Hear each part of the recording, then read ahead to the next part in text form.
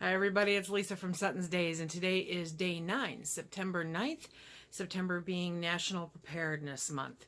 Every day this month we are bringing you a tip to help inspire you to become more prepared. Today we're going to talk about car kits, auto kits, kits that you leave in your car, you build and you leave in your car specifically in case of an emergency. This one took quite a bit of notes as I'm sitting there going through, okay, this is what I have in there. Oh gosh, I probably need that. I probably need that. So I'm going to bring you along with my thoughts on our car kit. We just got a new to me car for my daily driver. So I actually have to build a new kit to put in it. And I can't steal from the other two cars because then they won't have complete kits, right? So each kit needs a car. Each kit needs a car. Each car needs a kit. Okay, so what we're going to start off with first is first aid. It's always good to have a first aid kit. You don't need a full-blown trauma kit in your car, you know.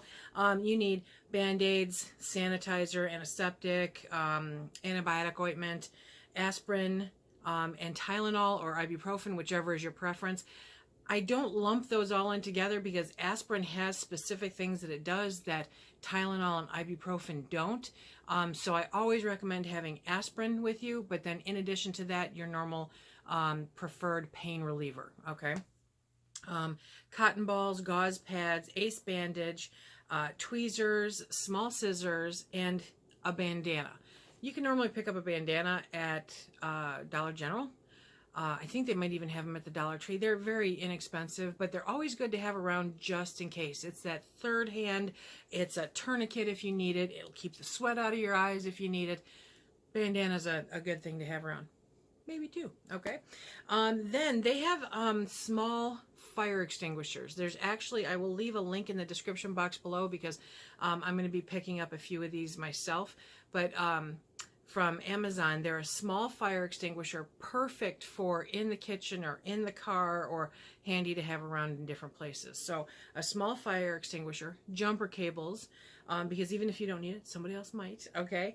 Some kind of raincoat or a poncho, a tarp. A tarp is very handy. Trust me on this one. Okay, if you're wearing good clothes and you don't want to destroy them, bring a tarp. If you need extra rain shelter, bring a tarp. Tarps are very handy. Always some kind of flashlight with a backup power source for it, whether it be extra batteries or plug into the car battery. But if you're having problems with your car battery, you're going to need extra batteries. Some kind of rags, okay, duct tape, some kind of baby wipes, preferably the non-scented ones, okay? Don't get the all perfumey ones. You need drinking water and some kind of non-perishable snack food. Now, you're going to be dealing with different elements. You're going to be dealing with heat. You're going to be dealing with cold, okay? So as far as the water goes, make appropriate precautions as needed. I take the water bottles. The plastic that they put water bottles in are just not that great, okay? So I take the water bottles. I put those water bottles in Ziploc bags. I put those Ziploc bags inside of other Ziploc bags. I want it like triple protected that it's not going to leak or burst or anything else, okay? And every 6 months you should be changing this out, especially with the water bottles. You also want some kind of food, granola bars, you know, non-perishable snacks that can withstand either the heat or the cold that your car is subjected to. So that kind of takes a whole different, you know, that's a conversation in and of itself, stuff that you can actually pack into these different kits or leave in your car that can be exposed to the extreme heat or the extreme cold that your car is exposed to. It's something to think about. Honestly, granola bars are like the easiest thing that I can think of. And no, they're not keto friendly, but it's an emergency. If you have nut allergies, that obviously won't work. So we'll have to come back to that one, okay? And then, you know, like I said before, a multi-purpose tool like my Leatherman.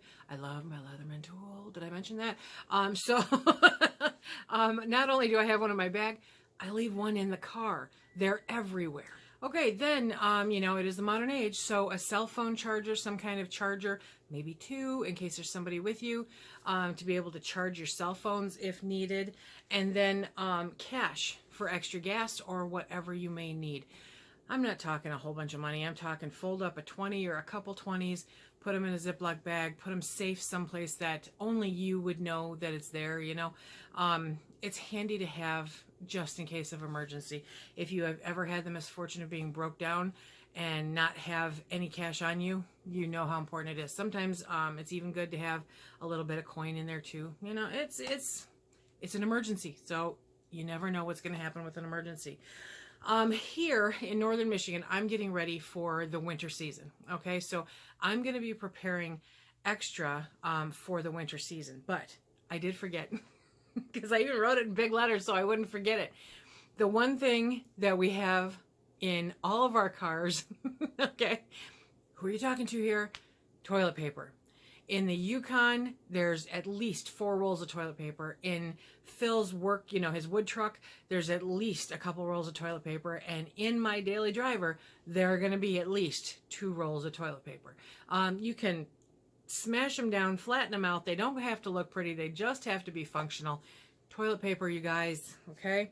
And like I said, winter's coming, so I'm getting everything ready for winter preparedness, for winter emergencies. And what we're going to need for that is an extra ice scraper, blankets, wool blankets. If you have them, wool blankets are great. Those poly fleece, those fleece blankets are really wonderful too. An extra umbrella in the emergency kit, not one that you're going to forget in your office. Extra gloves, extra pair of boots if you can. Even if you go, you know, thrift shop and pick them up. Extra boots in case of an emergency are wonderful things to have. And road flares. Those are all my weather specific ones, okay? Because in the summertime I'm not going to need the gloves. I'm not, you know, I'll need different kinds of gloves.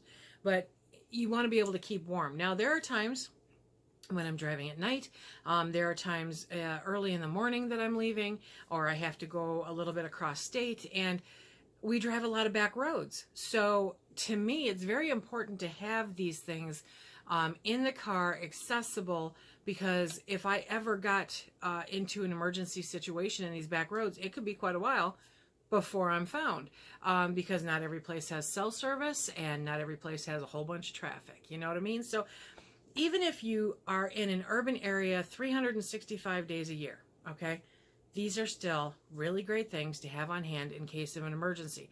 Maybe it's an emergency that you run across for somebody else. Maybe it's not one directly impacting you. These are great things to have on hand. Being prepared is not always just all about us. Sometimes it's to be in service of other people, okay? So this is what I've got for my emergency auto kit. What would you add to yours in your area where you are? Leave a comment in the description box below. Please be sure to come back and check out all the comments in these videos because they are outstanding. You guys are awesome as always. Thank you. Thank you for coming along on this series with us. Remember, if you like what we do here, please hit that like, subscribe, and share. Check us out on Instagram and Facebook. Be sure to check out the links below. And until next time, be safe. Bye-bye.